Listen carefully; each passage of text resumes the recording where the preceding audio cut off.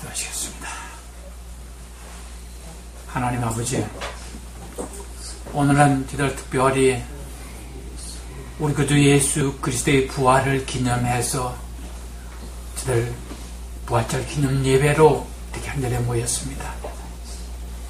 진실로 우리 주 예수 그리스도의 부활이 우리의 삶을 변화시키고 우리의 생명을 부활시키신 기적의 날이오니 하나님, 우리가 그러한 예수 그리스도의 부활을 온전히 우리의 것으로 받아들이고 우리의 삶에 온전히 적용시키는 귀하고 복된 날이 되어지도록 오늘 베풀어 주옵시고, 우리의 모든 심령을 오직 하나님의 말씀에 마음을 열고 그 모든 말씀이 우리의 삶을 주관할 수 있도록 인도하여 주옵소서. 심히 약한 종을 하나님께서 사용하여 주시어서 진실로 이 혀와 입술을 통해서 나오는 모든 말씀이 우리의 삶에서 그대로 적용되시던 말씀이 선포되어지게 하여 주옵소서. 예수님 이름으로 감사하며 기도드리옵나이다. 아멘. 네, 예수의 부활을 축하합니다. 아멘.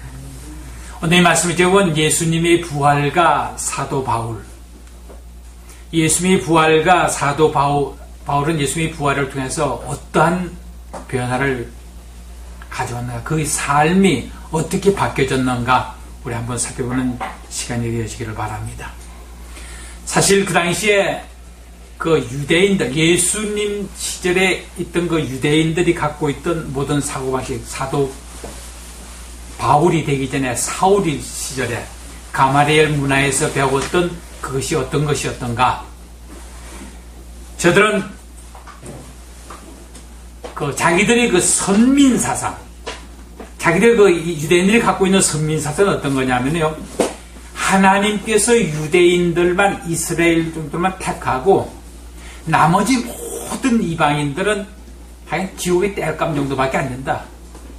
전혀 사람으로 취급이 되어지지 않는 그런 겁니다. 그 사람들 자기들만 진짜 하나님이 택한 하나님 모양과 행나되어 지음받은 사람이고 하나님께 쓰임받는 사람이고, 자기들이 이스라엘 족속이 아니면은 전부 다 하여간 아까 말씀드린 지옥의 땔감밖에 안 되는 거다라는 식의 사고방식을 갖고 있었습니다. 그러니까 사실은 그 유대인들의 그 선민사상이라는 게 우리를 측면에서 보면은 너무나 그 극단적이죠. 그러한 그 사고방식을 갖고 있었습니다. 그 다음에 그들이 갖고 있는 메시아 사상, 저들이 메시아가 오실 거는 분명히 기대를 하고 있었어요. 근데 그 메시아가 오셔서 어떤 일을 하실 거냐, 한마디로 옛날 그 자기들 가장 보였던 그 다윗 왕국을 다시 재건할 걸로 생각했습니다. 그러니까 정말 자기들 지금 현재 자기들은 로마의 식민지에 하에서 로마의 압제를 받고 있는데 그 로마 압제로부터 자기들을 해방시켜주고, 정말 옛날 다윗 왕 때 그 모든 그 주변 국가를 다 평정시켜가지고 다 조공받고 자기들 그 종으로 부렸던 그런 식으로 메시아가 와가지고 그런 다윗 왕국 같은 그런 강대한 지상 왕국을 세워줄 걸로 그렇게 생각하고 있었습니다. 그냥 이런 생각을 갖고 있는 사람들 앞에 예수님이 그런 메시아일 거라는 생각은 전혀 할 수가 없어요. 그런데 예수님이 실제로 와가지고 하시는 여러 가지 보면은 도저히 자기들은 이거는 헷갈릴 수밖에 없습니다. 왜냐하면 분명히 자기들이 생각하는 그런 게 아니거든요. 이방인들, 죄인들, 자기는 도저히 하나님의 율법을 전혀 상하지 않는 사람들하고 같이 친구가 되고 그들과 같이 먹고 같이 지내고, 뭐 이방인들 그 로마 백부장 같은 사람 뭐 청해도 그냥 다 들어주고, 이렇게 그냥 자기들이 생각하고 있는 그런 이 선민 사상과 메시아 관해서 전혀 들어맞지 않습니다. 그런데 어떻게 돼요? 가는 곳마다 정말 기적을 행하거든요. 그러니까 날 때부터서 장님된 그 사람이 뭐라고 그랬어요? 그 당시에 제사장들 서기관들 바리새인들은 네가 그 사람 어떻게 생각하냐 했을 때 뭐라고 그래요? 그 사람이 어떤 사람인지 잘 모르겠지만 내가 날 때부터 장님 되었었는데 그 사람이 나를 고쳐줬으니까 그 사람 의인이라는 얘기예요. 그 사람이 선지자가 아니면 뭐냐 이거예요. 이런 거 한 가지 한 가지 보면은 이런 이스라엘 사람들, 자기들 그 선민사상과 메시아관을 갖고 있는 사람들이 도저히 혼란을 가져옵니다. 그 중에 이제 특별히 그 당시에 그 제사장들, 대제사장들, 제사장들 무리가 도저히 그것을 자기들이 받아들일 수가 없으니까 어떻게 했습니까? 사형원도 자기들 사형원도 내리죠. 근데 그냥 죽으라고 죽게 하지 않았어요. 십자가형에 처해달라고 했어요. 그 십자가형에 처해달라는 얘기는 자기들 나름대로 생각이 있었습니다.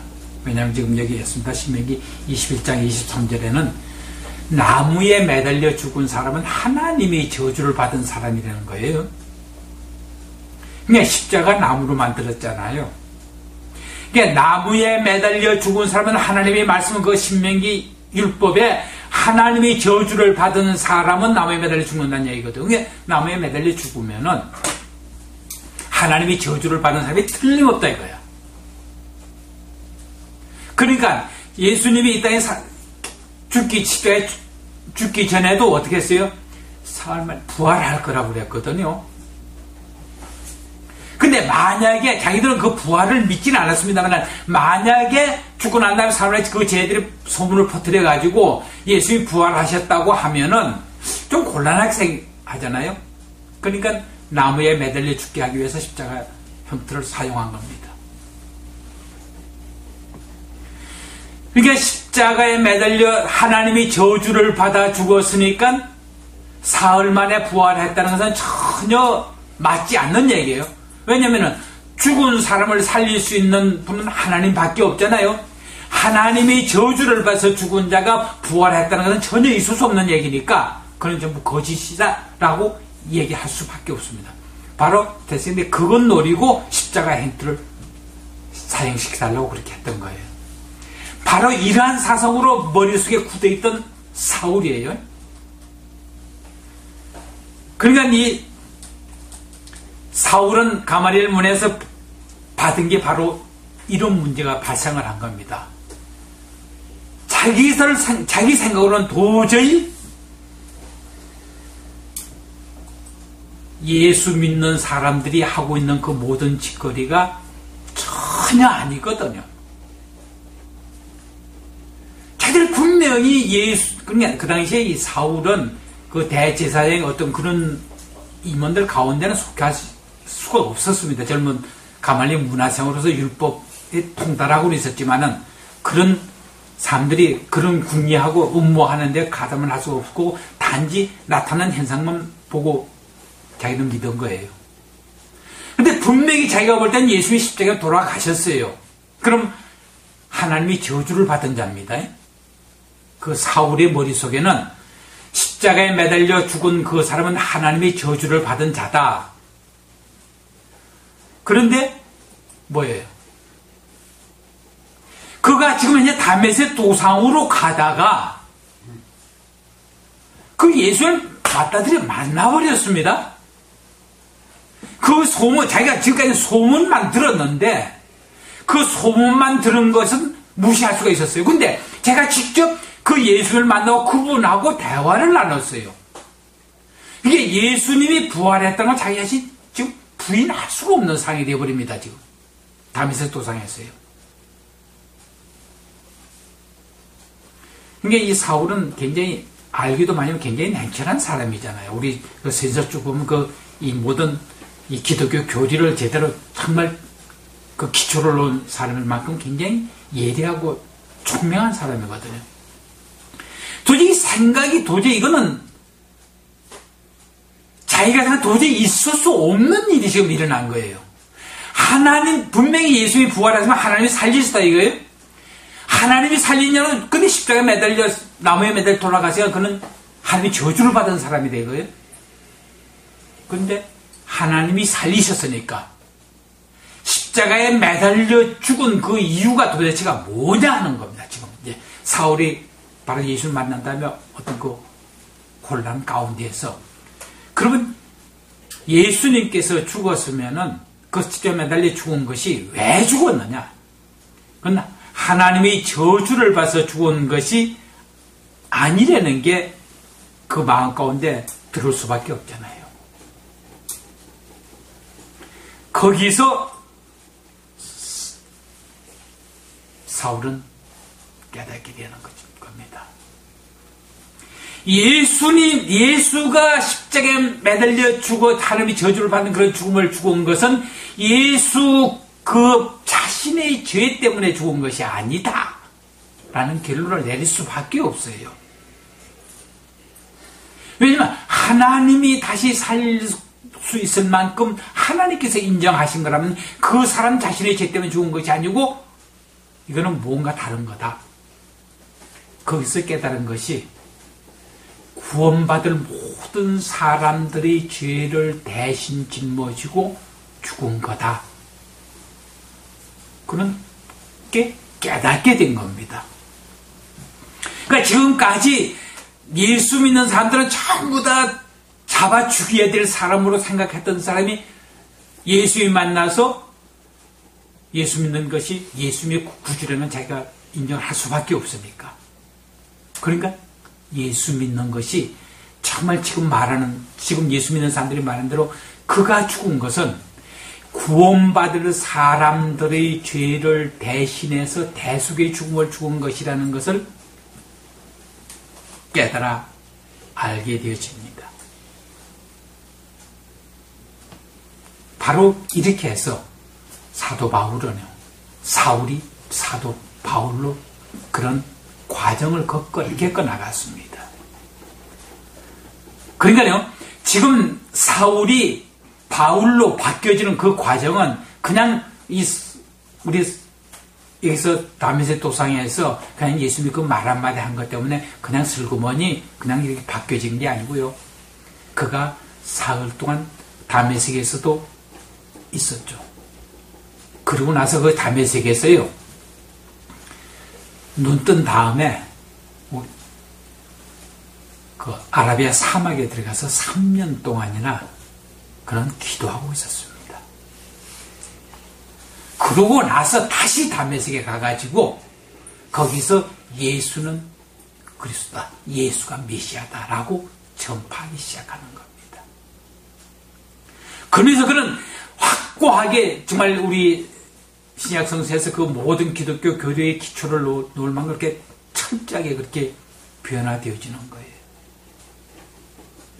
그리고 그는 지금까지 자기는 그 사울이었을 당시에 예수 믿는 사람들을 핍박하고 그들을 잡아서 감옥에 가도 할 때는 사실 자기는 하나님을 섬기는다는 생각까지 했지만은 그 유대교의 그 종교에 헌신했던 겁니다. 거기에 충성했던 거예요. 그러나 그것이 하나님을 위한 것인 줄 알았는데 그것이 아니었다고 180도 바뀌어지게 된 거예요. 그러면서 사실은 지금 이제 예수 믿는 것은 하나님의 백성으로 살아가는 거 아닙니까? 하나님의 백성으로 살아가는 것은 우리의 힘과 능력이 아닌 도저히 그 율법을 인간의 노력과 수단과 방법은 그것을 행할 수 없다는 자신을 알고 하나님의 백성으로 살아갈 수 있는 데는 어떤 자원이 필요한가? 그것은 우리의 힘이 아닌 성령 하나님의 능력이라는 사실을 그는 깨달아 알게 되어집니다. 그러니까요, 하나님의 백성으로 살아가는 사람은 성령의 능력과 그 성령의 은혜가 아니면은 불가능하다는 거예요. 그러니까 우리 가끔 제가 그런 말씀드려, 예수 잘 믿으려고 애쓰지 말고 오직 하나님의 성령님이 내게 말씀하신 그 말씀에 온전히 순종하려고 내 자신이 결단 내리고 결심하고 도와달라고 간구하는 것, 그것이 먼저라는 얘기예요. 근데 아무튼 그렇게 하다 보니 너무 또 게을러져 가지고요. 내 안에 성령이 말씀하실 때 그거 내 한 발 움직이는 거마저도 그거 움직이게 해달라고 억지 쓸 때가 있습니다. 저 경우에요. 그거 좀 조심하셔야 돼요. 오직 내 안에서 성령께서 말씀하실 때 내가 한 발자국 뛰어놓으려고 그거는 해야 돼요. 그 늘 말씀드리죠. 요단강을 여호수아 때 요단강 건너갈 때 요단강물에 제사장이 법궤를 메고 한 발 들여 놓았을 때 요단강이 갈라지거든요. 아마 여호수아가 그때 요단강물이 갈라질 때까지 기다렸더라면 그 요단강 못 건너가요. 그러니까 우리 마음에 성령께서 내 안에서 말씀하실 때 그 말씀에 순종하려고 내 마음에 결단 내리고 한 발짝 내가 행동을 옮겨질 때 우리에게 하나님께서 그 행할 수 있도록 능력을 주신다는 사실을 기억하시기 바랍니다. 분명 우리의 그 모든 능력, 모든 자원은 하나님의 성령님의 은혜와 능력이지만은 내가 결단 내지 않으면 안 된다는 사실이요.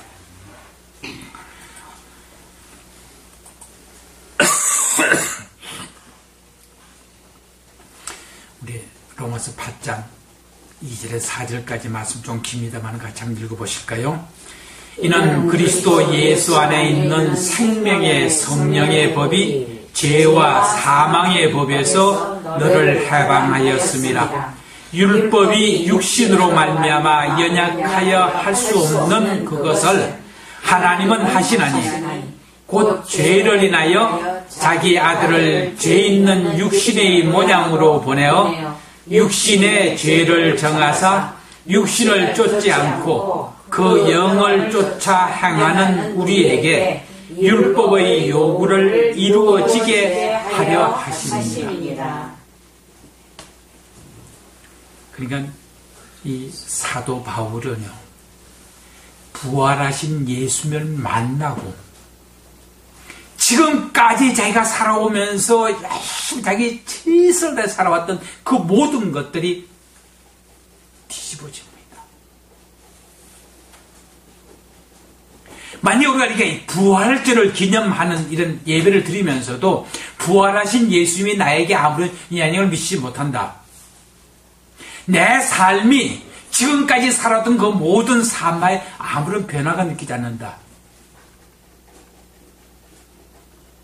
그거는 뭐예요? 부활하신 예수님과 인격적인 만남이 없었다는 것밖에는 안 됩니다. 이렇게 철두철미하게 유대 사상으로 그 선민한 그 메시아간에 철두철미하게 물들어있던 사울이 예수님을 부활하신 예수님을 만난다면 그 사람의 전체가 다 뒤집어지고 지금까지 봤던 그 모든 건 다 쓰레기로 배설물로 얘기할 만큼 바꾸어져 버려요.